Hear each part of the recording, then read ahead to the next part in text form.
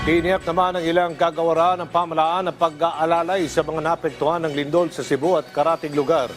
Ang ilang senador naman nanawagan na magkaisang lahat sa harap ng sakuna. Ang sentro ng balita mula kay Daniel Manalastas.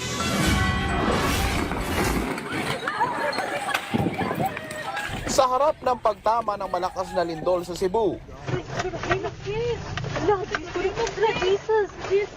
kung saan isa sa pangunahing apektado ay serbisyo ng kuryente at internet. Tiniyak ni Energy Secretary Sharon Garin sa kanyang pagharap sa Commission on Appointments na nakaalalay ang kanilang kagawaran sa ating mga kababayan. Whenever there's a disaster of this kind, we activate the task force, energy. Task Force on Energy Resiliency, and once it's activated, all the stakeholders are gathered in order for us to have information and act on the problem. So that includes NAPOCOR, NEA, NGCP. Ayon naman kay DICT Secretary Henry Aguda, patuloy ang kanilang mga hakbang para magbalik normal ang serbisyo ng internet connectivity.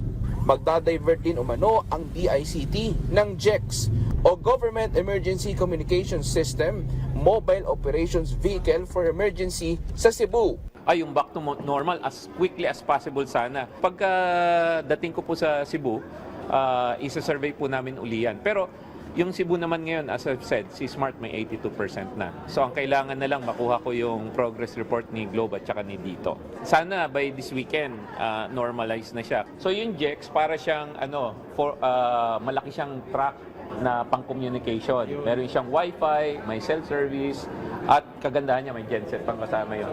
Nakikiisa naman ang mga senador sa pagtindig at pagtulong sa mga naapektuhan ng lindol. Nagpaabot ng panalangin para sa mga apektado si Senate President Tito Soto at nagpasalamat sa mga rumesponde, pati na sa mga volunteer na nagbigay ng tulong. Nanawagan naman si Senate Minority Leader Alan Peter Cayetano ng pagkakaisa sa harap ng ganitong klaseng sakuna.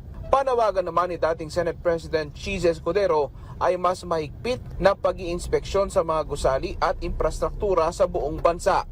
Nakikiisa naman si Senador Joel Villanueva sa mga kawani ng gobyerno, lalo na sa healthcare workers at social workers na patuloy na tumutugon sa mga pangangailangan ng mga kababayan natin. Ang opisina naman ni Senadora Risa Hontiveros, personal na nagpaabot ng 2 trucks ng tubig para sa mga naapektuhan ng lindol sa Cebu. Daniel Manalastas para sa Pambansang TV sa Bagong Pilipinas.